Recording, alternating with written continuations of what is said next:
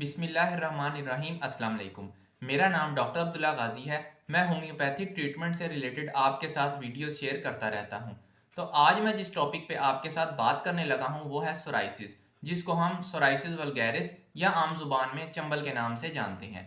इस वीडियो में मैं आपको बताऊंगा कि सोराइसिस होता क्या है, इसकी क्या क्या साइन एंड सिम्टम्स होते हैं हमारे पास, इसकी क्या क्या कॉजेज हो सकती हैं, क्या क्या प्रिकॉशनरी मेजर्स को आप यूज़ कर सकते हैं अगर आपको सोराइसिस है। और मैं आपको एक बैलेंस्ड डाइट के बारे में बताऊंगा कि अगर आपको सोराइसिस है तो आपने कौन कौन सी चीज़ें खानी है और कौन कौन सी चीज़ों को अवॉइड करना है। और मैं आपको इसके होम्योपैथिक ट्रीटमेंट के बारे में बताऊंगा और आपको एक मैनेजमेंट टेक्निक के बारे में बताऊंगा कि जिसको अगर आप यूज़ कर लें तो आपका सोराइसिस का मसला इंशाल्लाह हमेशा हमेशा के लिए ठीक हो जाएगा। तो सोराइसिस जो है हमारे पास ये एक ऑटो इम्यून स्किन की डिजीज़ होती है। इसके अंदर होता ये है कि हमारा जो इम्यून सिस्टम है वो ओवर एक्टिव हो जाता है। हमारा जो इम्यून सिस्टम है वो ये डिफरेंशिएट नहीं कर पाता कि ये जो स्किन के सेल्स हैं ये इस बॉडी के ही है या कोई फॉरेन बॉडी के सेल्स हैं। और हमारा जो इम्यून सिस्टम है वो हमारी स्किन के ऊपर अटैक कर देता है, जिसका रिएक्शन हमारी बॉडी इस तरह शो करती है कि हमारी स्किन के ऊपर सबसे पहले रैश होने शुरू हो जाते हैं, इचिंग स्टार्ट हो जाती है, स्किन जो है रेड हो जाती है। उसके बाद इसके ऊपर छोटे छोटे दाने बनने शुरू हो जाते हैं और उसके बाद वो दाने जो है इतनी ज़्यादा ड्राइनेस उनके ऊपर हो जाती है कि उसके ऊपर सिल्वरी या वाइट कलर के प्लेक्स या फ्लेक्स उतरने शुरू हो जाते हैं, जिसको हम सोराइसिस का नाम देते हैं। तो सोराइसिस के मेन साइन एंड सिम्टम्स की बात की जाए तो सबसे पहले पेशेंट कंप्लेन करता है कि उसको बहुत ज़्यादा इचिंग हो रही है और उसके बाद उधर एक एरिया मखसूस एरिया की जो स्किन है वो रेड होनी शुरू हो जाती है, उसके ऊपर दाने बनने शुरू हो जाते हैं और वो ड्राइनेस इतनी ज़्यादा बढ़ जाती है कि उधर जो है वाइट या सिल्वर कलर के फ्लेक्स या स्केल्स उतरने शुरू हो जाते हैं, जिसको हम एक्सफोलिएशन भी कहते हैं। अब मैं आपको इसकी मेन जो है जो सोराइसिस है हमारे पास ये एक प्रोग्रेसिव डिजीज होती है और ये लॉन्ग टर्म चलती है। इसका ट्रीटमेंट भी लॉन्ग टर्म होता है और ये प्रोग्रेसिव जो है आहिस्ता आहिस्ता करके बनती है। मेरे पास रिसेंटली एक पेशेंट आए थे, उनको तकरीबन पिछले 13 सालों से सोराइसिस का इशू था। वो अपने पास तकरीबन इतनी मोटी फाइल जो है वो अपने साथ लेके आए थे, जिसके ऊपर उनके मुख्तलिफ किस्म के टेस्ट हुए हुए थे और इतनी ज़्यादा उन्होंने एलोपैथिक मेडिसिन का यूज़ किया हुआ था। तो उनके बकौल जो है वो पिछले 13 सालों से सोराइसिस के लिए एलोपैथिक ट्रीटमेंट ले रहे हैं। लेकिन वो जब भी एलोपैथिक मेडिसिन लेते हैं उससे ये होता है कि उनका सोराइसिस के जो सिम्टम्स हैं वो सप्रेस हो जाते हैं, यानी रुक दब जाते हैं। लेकिन जैसे ही वो मेडिसिन छोड़ते हैं उनका सोराइसिस जो है वो एग्रवेट कर जाता है। अब मैं आपको इसकी मेन कॉजेज़ के बारे में बताऊंगा। हमारे पास सोराइसिस की अब तक कोई भी मेन कॉज जो है वो आइडेंटिफाई नहीं है, यानी इसकी कॉज अभी तक हमारे पास अननोन है। लेकिन कुछ थ्योरीज हैं जिसके अकॉर्डिंग हम इसकी जो है कॉज को आइडेंटिफाई कर सकते हैं। सबसे पहले हमारे पास आ जाती है जेनेटिक थ्योरी, यानी अगर आपके पेरेंट्स को अगर सोराइसिस है तो एक थ्योरी के अकॉर्डिंग आपके अंदर भी जो है सोराइसिस आने के चांसेस बढ़ जाते हैं। और उसके बाद अगर आप बहुत ज़्यादा गोश्त का इस्तेमाल करते हैं या फिश का इस्तेमाल करते हैं तो फिर भी आपको सोराइसिस होने के काफ़ी ज़्यादा चांसेस होते हैं। और एक थ्योरी के अकॉर्डिंग अगर आपका लिवर जो है वो सही प्रॉपर तौर पर फंक्शनिंग नहीं कर रहा तो फिर भी आपका जो है सोराइसिस होने का चांसेस बढ़ जाते हैं। अब मैं आपको कुछ प्रिकॉशनरी मेजर्स के बारे में बताऊंगा कि जिसको अगर आप यूज़ कर लें तो आपका सोराइसिस का मसला जो है वो ठीक हो जाएगा। इसके अंदर मैं आपको एक बैलेंस डाइट के बारे में बताऊंगा कि आपने कौन सी चीज़ें खानी है और कौन सी चीज़ें अवॉइड करनी है। अब जो चीज़ें आपने खानी है उसके अंदर आपने सबसे पहले जो है फ्रूट्स का इस्तेमाल ज़्यादा करना है। आपने फ्रेश फ्रूट्स का यूज़ करना है, फ्रेश जूसेस आपने इस्तेमाल करने हैं। आप एप्पल बनाना वगैरह का यूज़ कर सकते हैं या अनार का जूस या अनार वैसे भी आप यूज़ कर सकते हैं। लेकिन आपने कोशिश करनी है कि आपने मैंगोज़ को अवॉइड करना है। उसके बाद आपने वेजिटेबल्स का यूज़ जो है वो ज़्यादा कर देना है। अब मैं आपको बताऊंगा कि आपको अगर सोराइसिस है तो आपने कौन सी चीज़ें अवॉइड करनी है या खानी नहीं है। सबसे पहले आपने गोश्त का इस्तेमाल कम से कम करना है और फिश का इस्तेमाल भी कम करना है, क्योंकि एक थ्योरी के अकॉर्डिंग ये हमारे लिवर को ज़्यादा इफेक्ट करते हैं। और उसके बाद एक थ्योरी के अकॉर्डिंग और एक मैंने भी रिसर्च में देखा है कि अगर आप योगर्ट का इस्तेमाल बहुत ज़्यादा करते हैं या चीज़ का इस्तेमाल करते हैं तो चीज़ इस्तेमाल या योगर्ट इस्तेमाल करने के फ़ौरन बाद आपके जो सोराइसिस के सिम्टम्स हैं वो एग्रवेट कर जाते हैं। उसके बाद आपने ब्रिंजल, जिसको हम एग प्लांट भी कहते हैं या बैंगन कहते हैं, आपने इसका भी यूज़ नहीं करना। और आपने जो खाना खाना है या सालन खाना है उसके अंदर आपने कोशिश करनी है कि बहुत ज़्यादा मसाले या मिर्चियों का इस्तेमाल ना किया जाए। अब मैं आपको इसके होम्योपैथिक ट्रीटमेंट के बारे में बताऊंगा। सबसे पहले आपको एक होम्योपैथी की सबसे अच्छी मेडिसिन जो कि सोराइसिस के अंदर मैं यूज़ करता हूं और बहुत ज़्यादा अच्छे रिजल्ट्स इसके देखे हैं, वो है हमारे पास रैकवेज कंपनी की आर नंबर 65। इसका जो है ये जो है हमारे पास बहुत सारी स्किन डिजीज़ के लिए बहुत अच्छा इसका रिजल्ट देखा गया है, जिसके अंदर सोराइसिस या एक्जिमा या फंगल इन्फेक्शन जिसके अंदर रिंगवॉर्म वगैरह भी शामिल है, बहुत अच्छा रिजल्ट जो है मैंने देखा है। इसके आपने 15 ड्रॉप्स 1 घूंट पानी में दिन में 3 दफ़ा इस्तेमाल आपने करने हैं। उसके अलावा श्वेबे कंपनी की बायोकेमिक नंबर 20 जो है आपने यूज़ कर सकते हैं।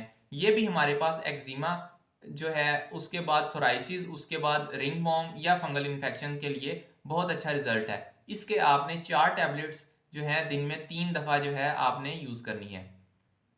उसके बाद सल्फर 1 एम का यूज़ आप कर सकते हैं। इसको जो है आपने मॉर्निंग के अंदर एक हफ्ते में सिर्फ एक डोज यूज़ करनी है। इसके आप एक दो ड्रॉप्स जो है एक घूंट पानी के अंदर सिर्फ वीक में आपने जो है एक दफ़ा यूज़ करने हैं, और वो भी आपने मॉर्निंग के अंदर।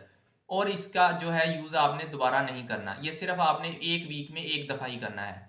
उसके बाद अब मैं आपको कुछ होम्योपैथिक के अंदर यूज़ होने वाली ऑइंटमेंट के बारे में बताऊंगा जो कि आप एक्सटर्नली यूज़ कर सकते हैं। क्योंकि हमारे पास सोराइसिस जो है इसके अंदर स्किन की बहुत ज़्यादा जो है ड्राइनेस हो जाती है, तो आपने कोशिश करनी है कि आपने स्किन को बहुत ज़्यादा ड्राई नहीं होने देना। आप जो है सादी वैसलीन का यूज़ कर सकते हैं, या फिर जो एक ऑइंटमेंट है श्वेबे कंपनी की, उसका बहुत अच्छा रिजल्ट देखा है, वो है हमारे पास टॉपी बर्बेरिस। इसका आप यूज़ कर सकते हैं। इसका आपने दिन में 3 दफ़ा यूज़ करना है। ये जो टॉपी बर्बेरिस है, इसके अंदर बर्बरस एक्विफोलियम का मदर टिंचर का यूज़ किया जाता है। ये हमारे पास बहुत ज़्यादा स्किन डिजीज़ के लिए इस्तेमाल होता है। इसके बाद एक श्वेबे कंपनी की हमारे पास एक ऑइंटमेंट आती है जो कि हमारे पास है टॉपी कार्डियोस्पर्मम के नाम से। इसका भी जो है यूज़ आप दिन में 3 दफ़ा जो है एक्सटर्नली जिधर-जिधर आपको सोराइसिस है उधर आप यूज़ कर सकते हैं। ये भी हमारे पास बहुत सारी स्किन डिजीज़ के लिए, जिसके अंदर एक्जिमा, रिंगवॉर्म और सोराइसिस शामिल है, इसके अंदर बहुत अच्छा रिजल्ट इसका देखा गया है। अब मैं और इसके अंदर आप आर्सेनिकम एल्बम 30 का यूज़ कर सकते हैं। इसके अंदर जो हमारे पास सोराइसिस है इसके तमाम सिम्टम देखे जा सकते हैं। इसके अंदर रेडनेस भी होती है पेशेंट को, और जो है एक्सफोलिएशन, और जो है उसके बाद सिल्वरी फ्लेक्स उतरते हैं, और जो हमारे पास स्किन के ऊपर इचिंग होती है उसके लिए आर्सेनिकम एल्बम 30 का यूज़ जो है बहुत अच्छे रिजल्ट्स देखे हैं। इसके आप 2 ड्रॉप्स 1 घूंट पानी में दिन में 3 दफ़ा जो है यूज़ कर सकते हैं। उसके अलावा जो एक्सफोलिएशन, अगर आपको बहुत ज़्यादा ड्राई सोराइसिस है या एक्सफोलिएशन बहुत ज़्यादा है, तो फिर आप हाइड्रोकोटाइल 30 सीएच पोटेंसी के अंदर यूज़ कर सकते हैं। इसका जो यूज़ है वो आपने 2 ड्रॉप्स 1 घूंट पानी में दिन में 3 दफ़ा यूज़ करने हैं। अब मैं आपको एक मैनेजमेंट टेक्निक के बारे में बताऊंगा कि जिसको अगर आप यूज़ कर लें और अपनी डेली रूटीन का हिस्सा बना लें, तो आपका सोराइसिस का मसला इंशाल्लाह हमेशा हमेशा के लिए ठीक हो जाएगा। इसके अंदर आपने सबसे पहले तो आइडेंटिफाई करना है कि कौन सा ऐसा खाना खाने के बाद आपने देखा है कि आपके सोराइसिस के जो सिम्टम्स है वो एग्रवेट कर रहे हैं। आपने वो एक लिस्ट तैयार कर लेनी है कि जिन जिन चीज़ों से आपका जो है सोराइसिस के सिम्टम्स एग्रवेट कर रहे हैं। जिस तरह मैंने आपको बताया कि अगर आप दही का इस्तेमाल करेंगे या एग प्लांट का यूज़ करेंगे या मीट का इस्तेमाल करेंगे, तो आपका सोराइसिस जो है वो ज़्यादा एग्रवेट कर जाएगा। लेकिन ये पर्सन टू पर्सन वेरी करता है।